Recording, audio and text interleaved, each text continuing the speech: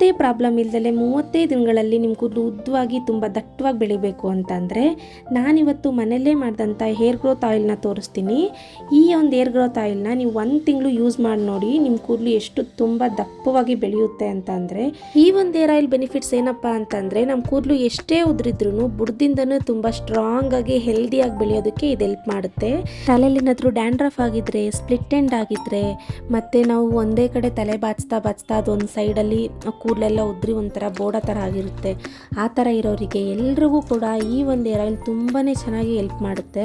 ನಾನಿಲ್ಲಿ ಯೂಸ್ ಮಾಡ್ತಾ ಇರೋ ಪ್ರತಿಯೊಂದು ಇಂಗ್ರೀಡಿಯೆಂಟ್ಸಲ್ಲೂ ತುಂಬಾ ಒಳ್ಳೆ ವಿಟಮಿನ್ಸ್ ಇದೆ. ಇದರಿಂದ ನಮ್ಮ ಕೂದಲು ಬೆಳೆಯೋದಕ್ಕೆ ತುಂಬಾ ಚೆನ್ನಾಗಿ ಹೆಲ್ಪ್ ಮಾಡುತ್ತೆ. ವಾರದಲ್ಲಿ ಬರೀ 2 ಸರಿ ಯೂಸ್ ಮಾಡಿದ್ರೆ ಸಾಕು, ನಿಮ್ಗೆ ಒಳ್ಳೆ ರಿಸಲ್ಟ್ ಸಿಗುತ್ತೆ. ಹಾಗಾದರೆ ಬನ್ನಿ ಫ್ರೆಂಡ್ಸ್, ಇನ್ನೇನು ತಡ ವಿಡಿಯೋನ ಸ್ಟಾರ್ಟ್ ಮಾಡೋಣ. ಈ ಒಂದು ಹೇರ್ ಆಯಿಲ್ನ ಯಾವ ರೀತಿ ನಾವು ಮನೇಲೇ ರೆಡಿ ಮಾಡ್ಕೊಳ್ಳೋದು ಅಂತ ನಾನು ನಿಮ್ಗೆ ತೋರಿಸ್ಕೊಡ್ತೀನಿ. ಅದಕ್ಕೂ ಮೊದಲು hello friends, welcome to my YouTube channel. ನೀವೇನಾದರೂ ಮೊದಲನೇ ಸರಿ ನನ್ನ ಚಾನಲ್ನ ನೋಡ್ತಾ ಇದ್ದರೆ ಪ್ಲೀಸ್ ನನ್ನ ಚಾನಲ್ನ ಸಬ್ಸ್ಕ್ರೈಬ್ ಮಾಡ್ಕೊಳ್ಳಿ. ಹಾಗೆ ಪಕ್ಕದಲ್ಲಿರುವ ಬೆಲ್ ಐಕಾನನ್ನು ಪ್ರೆಸ್ ಮಾಡಿ. ಹಾಗೆಯೇ ನಾನು ಯಾವುದಾದ್ರೂ ವಿಡಿಯೋ ಅಪ್ಲೋಡ್ ಮಾಡಿದ್ರೆ ನಿಮಗೆ ಮೊದಲು ಬಂದು ತಲುಪುತ್ತೆ. ಹಾಗಾದರೆ ಬನ್ನಿ ಫ್ರೆಂಡ್ಸ್, ಈ ಒಂದು ಹೇರ್ ಆಯಿಲ್ನ ಮಾಡೋದಕ್ಕೆ ನಮ್ಗೆ ಏನೇನೆಲ್ಲ ಬೇಕು ಅಂತ ತೋರಿಸ್ತೀನಿ. ನಾನಿಲ್ಲಿ ಒಂದು 10 ಕಡ್ಡಿ ಆಗುವಷ್ಟು ಕರ್ಬೇವಿನ ಸೊಪ್ಪು ತೊಗೊಂಡಿದ್ದೀನಿ, 4 ಬೆಟ್ಟದ ನೆಲ್ಲಿಕಾಯಿ, 1 ಸ್ಪೂನ್ ಕೊಲಂಜಿಯನ್ ಸೀಡ್ಸ್, ಒಂದು 10 ಲವಂಗ, 4 ಟೇಬಲ್ ಸ್ಪೂನ್ ಆಗುವಷ್ಟು ಮೆಂತ್ಯ ಪುಡಿ ಮಾಡಿದ್ದೀನಿ, 1 ದೊಡ್ಡ ಈರುಳ್ಳಿ, ಹಸಿ ರೋಸ್ಮೆರಿ. ಇದು ನಿಮ್ಮ ಹತ್ರ ಡ್ರೈ ಇತ್ತು ಅಂದರೆ ಅದನ್ನು ಕೂಡ ಹಾಕೋಬೋದು. ನಾನು ಇದಕ್ಕೆ 3/4 ಲೀಟ್ರ್ ಕೊಬ್ಬರಿ ಎಣ್ಣೆ ತೊಗೊಂಡಿದ್ದೀನಿ, 150 ml ಬಾದಾಮ್ ಆಯಿಲ್ ತೊಗೊಂಡಿದ್ದೀನಿ, ಆಲಿವ್ ಆಯಿಲು 100 ml ತೊಗೊಂಡಿದ್ದೀನಿ.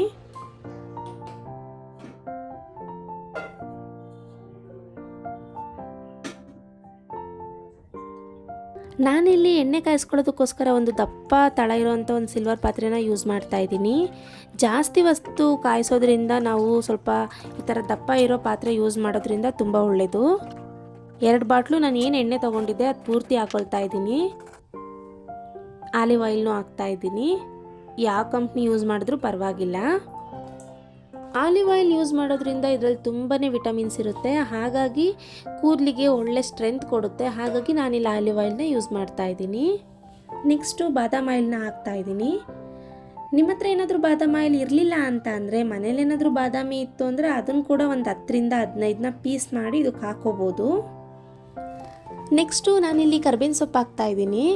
ಕರ್ಬೇವಿನ ಸೊಪ್ಪನ್ನ ಎಣ್ಣೆ ಕಾಯೋಕ್ಕಿಂತ ಮುಂಚೆನೇ ಹಾಕಬೇಕು, ಇಲ್ಲ ಅಂದರೆ ಸಿಡಿಯೋ ಚಾನ್ಸಸ್ ಇರುತ್ತಲ್ಲ, ಹಾಗಾಗಿ. ಮತ್ತು ನೆಕ್ಸ್ಟು ನಾನಿಲ್ಲಿ ಆಮ್ಲ ಹಾಕ್ತಾ ಇದ್ದೀನಿ, ಅಂದರೆ ಬೆಟ್ಟದ ನೆಲ್ಲಿಕಾಯಿ. ನೆಕ್ಸ್ಟು ಈರುಳ್ಳಿ ಹಾಕ್ಕೊಳ್ತಾ ಇದ್ದೀನಿ, ಮತ್ತು ರೋಸ್ಮೆರಿ ಹಾಕ್ತಾ ಇದ್ದೀನಿ. ರೋಸ್ಮೆರಿ ಮಾತ್ರ ಏರ್ ಫಾಲಿಗೆ ತುಂಬಾ ಒಳ್ಳೆಯದು. ನಿಮ್ಮ ಹತ್ರ ಏನಾದರೂ ಹಸಿದಿರಲಿಲ್ಲ ಅಂದರೆ ಡ್ರೈ ಕೂಡ ಹಾಕೋಬೋದು. ನೆಕ್ಸ್ಟು ಕೊಲಂಜಿಯನ್ ಸೀಡ್ಸ್ ಹಾಕ್ಕೊಳ್ತಾ ಇದ್ದೀನಿ. ಇದು ಸ್ವಲ್ಪ ಲೈಟಾಗಿ ಪುಡಿ ಮಾಡ್ಕೊಂಡಿದ್ದೆ, ಯಾಕಂದರೆ ಇದ್ರ ಸತ್ವೆ ಎಲ್ಲ ನೀಟಾಗಿ ಸ್ವಲ್ಪ ಎಣ್ಣೆಲಿ ಬಿಡ್ಕೋಬೇಕಲ್ಲ, ಹಾಗಾಗಿ ಸ್ವಲ್ಪ ಲೈಟಾಗಿ ಪುಡಿ ಮಾಡ್ಕೊಂಡಿದ್ದೆ. ಆಮೇಲೆ ಮೆಂತ್ಯ ಹಾಕ್ಕೊಳ್ತಾ ಇದ್ದೀನಿ. ಇದು ಅಷ್ಟೇ, ಆಗಲೇ ಹೇಳ್ದಂಗೆ ನಾನು ಪುಡಿ ಮಾಡ್ಕೊಂಡಿದ್ದೆ. ಒಂದು 10 ಲವಂಗ ಹಾಕ್ತಾ ಇದ್ದೀನಿ. ಇಲ್ಲಿ ನಾನು ಯೂಸ್ ಮಾಡಿರೋಂತಹ ಪ್ರತಿಯೊಂದು ಇಂಗ್ರೀಡಿಯೆಂಟ್ಸಲ್ಲೂ ತುಂಬಾ ಒಳ್ಳೆ ಬೆನಿಫಿಟ್ಸ್ ಇದೆ. ಇವಾಗೆಲ್ಲನೂ ಚೆನ್ನಾಗಿ ಮಿಕ್ಸ್ ಮಾಡ್ಕೊಳ್ಳೋಣ. ಎಲ್ಲದನ್ನೂ ಹೊಂದಿಸ್ಕೊಂಡು ಈ ಥರ ಕಾಯಿಸ್ಕೊಳ್ಳೋದಕ್ಕೆ ಸ್ವಲ್ಪ ಕಷ್ಟ ಆಗ್ಬೋದು, ಆದರೆ ಒಂದು ಸರಿ ನಾವು ಕಷ್ಟಪಟ್ಟು ಕಾಯಿಸ್ಕೊಂಡ್ವಿ ಅಂದರೆ 3 to 4 months ನಾವು ಇದನ್ನ ಯೂಸ್ ಮಾಡ್ಬೋದು. ಯಾವ್ಯಾವೆಲ್ಲ ಕಾರಣಕ್ಕೆ ನಮಗೆ ಏರ್ ಫಾಲ್ ಆಗ್ತಾ ಇದೆ ಅಂದರೆ, ಇವಾಗೆಲ್ಲ ಸೋಲಾರ್ ನೀರಿಂದ ನಾವು ತಲೆ ಸ್ನಾನ ಮಾಡ್ತಾ ಇದ್ದೀವಿ, ಗ್ಲೀಸರಿಂದ ತಲೆ ಸ್ನಾನ ಮಾಡ್ಕೊಳ್ತಾ ಇದ್ದೀವಿ, ಮತ್ತು ಹೀಟ್ರಿಂದ ಸಹ ನಾವು ನೀರು ಕಾಯಿಸ್ಕೊಂಡು ತಲೆ ಸ್ನಾನ ಮಾಡೋದ್ರಿಂದ ನಮಗೆ ತುಂಬಾ ಏರ್ ಫಾಲ್ ಆಗುತ್ತೆ. ಎಷ್ಟೇ ಏರ್ ಫಾಲ್ ಆಗಿದ್ರೂ ಈ ಥರ ಒಂದು ಮನೆಯಲ್ಲೇ ಕಾಯಿಸ್ಕೊಂಡು ನಾವು ಎಣ್ಣೆ ಹಚ್ಚೋದ್ರಿಂದ ಬುಡದಿಂದನೇ ತುಂಬ ಸ್ಟ್ರಾಂಗ್ ಆಗಿ ಬೆಳೆಯೋದಕ್ಕೆ ಈ ಏರ್ ಆಯಿಲ್ ನಮ್ಗೆ ತುಂಬಾ ಹೆಲ್ಪ್ ಮಾಡುತ್ತೆ. ಈ ಎಣ್ಣೆನ ನಾವು ಮಿನಿಮಮ್ ಒಂದು 30 ಮಿನಿಟ್ಸ್ ಆದರೂ ನಾವು ಇದನ್ನ ಕಾಯಿಸಲೇಬೇಕು. ಯಾಕೆ ಅಂತಂದರೆ ಇದರಲ್ಲಿ ಹಾಕಿರೋ ಅಂಥ ಕರ್ಬೇವಿನ ಸೊಪ್ಪು, ಆಮ್ಲ, ಈ ರೋಸ್ಮೇರಿ, ಇದೆಲ್ಲ ಈರುಳ್ಳಿ, ಇದೆಲ್ಲ ಏನು ಹಸಿದಿದೆ ಇದೆಲ್ಲ ನೀಟಾಗಿ ರೋಸ್ಟ್ ಆಗಬೇಕು, ಅಂದರೆ ಅದರಲ್ಲಿ ನೀಟಾಗಿ ಡ್ರೈ ಆಗಬೇಕು. ನಮಗೆ ಇಲ್ಲಿ ಡ್ರೈ ಆಗಿರೋದು ಹೇಗೆ ಗೊತ್ತಾಗುತ್ತೆ ಅಂತ ಅಂದರೆ, ಕೆಲವು ಸರಿ ನಾವು ಅರ್ಧ ಗಂಟೆ ಮುಂಚೆನೇ ಈ ನೊರೆ ಎಲ್ಲ ಏನಿರುತ್ತೆ ಹೋಗಿರುತ್ತೆ, ಇನ್ನು ಕೆಲವೊಂದು ಸರಿ ಒಂದು 10-20 ನಿಮಿಷ ಹೆಚ್ಚು ಕಮ್ಮಿ ಆಗ್ಬೋದು ಅರ್ಧ ಗಂಟೆಗಿಂತ. ಈ ನೊರೆ ಎಲ್ಲ ನೀಟಾಗಿ ಪೂರ್ತಿ ಹೋಗಿದೆ, ಮೇಲ್ಗಡೆ ಎಲ್ಲ ಸ್ವಲ್ಪ ಎಣ್ಣೆ ಕಾಣ್ತಿದೆ ಅಂತ ಅಂದರೆ ಎಣ್ಣೆ ಪೂರ್ತಿ ಕಂಪ್ಲೀಟಾಗಿ ರೆಡಿಯಾಗಿದೆ ಅಂತ ಅರ್ಥ.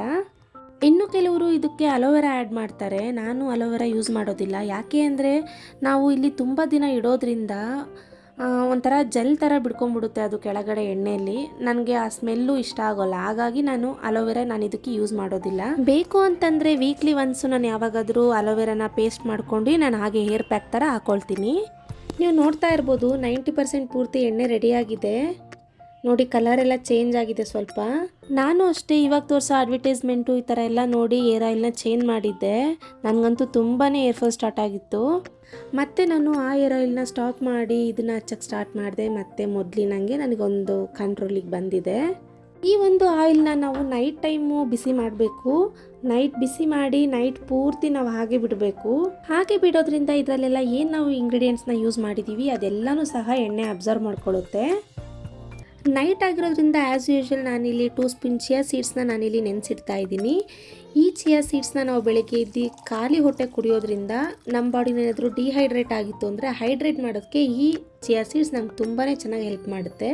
ನಮಗೆ ಎಳ್ನೀರು ಯಾವ ರೀತಿ ಹೆಲ್ಪ್ ಮಾಡುತ್ತೆ ಅದೇ ರೀತಿ ಈ ಚಿಯಾ ಸೀಡ್ಸ್ ನಮಗೆ ಹೆಲ್ಪ್ ಮಾಡುತ್ತೆ. Next day morning. Hello friends, good morning. ನೋಡ್ತಾ ಇರ್ಬೋದು ನೀವು, ನೈಟ್ ನೋಡಿದ್ದಕ್ಕೂ ಇವಾಗಕ್ಕೂ ಎಷ್ಟು ಡಿಫ್ರೆನ್ಸ್ ಇದೆ. ಕಲರ್ ಎಷ್ಟು ಚೇಂಜ್ ಆಗಿದೆ. ಇವಾಗ ಇದನ್ನ ಸೋಸ್ಕೊಳ್ಳೋಣ. ಅದಕ್ಕಿಂತ ಮೊದಲು ಮೇಯ್ನ್ ಮಾರ್ನಿಂಗ್ ಡ್ರಿಂಕ್ ನಂದೇನಿದೆ ಚಿಯಾ ಸೀಡ್ಸು, ಇದನ್ನು ಇವಾಗ ಕುಡಿಬೇಕು. ಇದನ್ನು ಕುಡ್ದು ಕಂಪ್ಲೀಟ್ ಮಾಡಿ ಇವಾಗ ಏರ್ ಆಯಿಲ್ ಏನಿದೆ ನಾನು ಅದನ್ನ ಸೋಸಿ ಒಂದು ಬಾಟಲ್ಗೆ ಹಾಕಿಟ್ಕೊಳ್ತೀನಿ. ಫ್ರೆಂಡ್ಸ್, ನೀವಿಲ್ಲಿ ನೋಡ್ತಾ ಇರ್ಬೋದು ನಾನಿಲ್ಲಿ 3 ಬಾಟ್ಲಿಗೆ ನಾನು ಸ್ಟೋರ್ ಮಾಡಿ ಇಟ್ಕೊಂಡಿದ್ದೀನಿ. ಆದಷ್ಟು ಸ್ವಲ್ಪ ಗ್ಲಾಸ್ ಬಾಟ್ಲನ್ನ ಯೂಸ್ ಮಾಡೋದು ಒಳ್ಳೆಯದು. ಯಾಕೆ ಅಂತಂದರೆ ತುಂಬ ದಿನ ಸ್ಟೋರ್ ಮಾಡಿ ಇಡೋದ್ರಿಂದ ನಾವು ಯಾವಾಗ ಓಪನ್ ಮಾಡಿದ್ರೂ ಫ್ರೆಶ್ ಆಗಿರುತ್ತೆ ಸ್ಮೆಲ್ ಮಾತ್ರ. ಹಾಗಾಗಿ ಯಾವಾಗಲೂ ಗ್ಲಾಸ್ ಬಾಟ್ಲನ್ನ ಯೂಸ್ ಮಾಡೋದು ತುಂಬಾ ಒಳ್ಳೆಯದು. ಮತ್ತು ನಾವು ಯಾವಾಗಾದರೂ ತಲೆಗೆ ಎಣ್ಣೆ ಹಚ್ಕೊಂಡ್ಲಿ ಹೆಡ್ ಮಸಾಜ್ ಮಾಡ್ಕೊಬೇಕು. ಹೆಡ್ ಮಸಾಜ್ ಮಾಡ್ಕೊಳೋದ್ರಿಂದ ಬ್ಲಡ್ ಸರ್ಕ್ಯುಲೇಷನ್ ಏನಿರುತ್ತೆ ತುಂಬಾ ಚೆನ್ನಾಗಾಗುತ್ತೆ. ನಮ್ಮ ಕಣ್ಣಿಗೂ ಅಷ್ಟೇ ತುಂಬಾ ಒಳ್ಳೆಯದು. ನಮ್ಮ ತಲೆ ತಂಪಾಗಿರೋದ್ರಿಂದ ಬಾಡಿನೂ ಅಷ್ಟೇ ತುಂಬಾ ಕೂಲಾಗಿರುತ್ತೆ.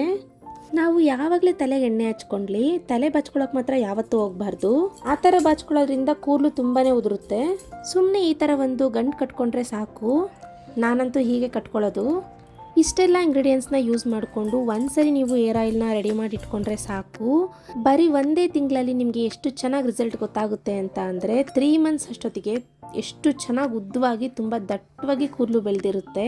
ನಾನಿವತ್ತು ನಿಮಗೆ ತೋರಿಸಿದಂಥ ಏರ್ ಗ್ರೋತ್ ಆಯಿಲ್ ನಿಮ್ಗೇನಾದರೂ ಯೂಸ್ಫುಲ್ ಆಗಿದೆ ಅಂತ ಅನ್ಸಿದ್ರೆ ಪ್ಲೀಸ್ ನನ್ನ ವಿಡಿಯೋಗೊಂದು ಲೈಕ್ ಮಾಡಿ, ಶೇರ್ ಮಾಡಿ, ಕಮೆಂಟ್ ಮಾಡಿ ಅಂತ ಹೇಳ್ತಾ ಮತ್ತೆ ನಾನು ಇನ್ನೊಂದು ಹೊಸ ಇನ್ಫಾರ್ಮೇಟಿವ್ ವಿಡಿಯೋ ಜೊತೆಗೆ ಬರ್ತೀನಿ. ಅಲ್ಲಿವರೆಗೂ ನನ್ನ ಪೇಜ್ನ ಫಾಲೋ ಮಾಡ್ತಾ ಇರಿ.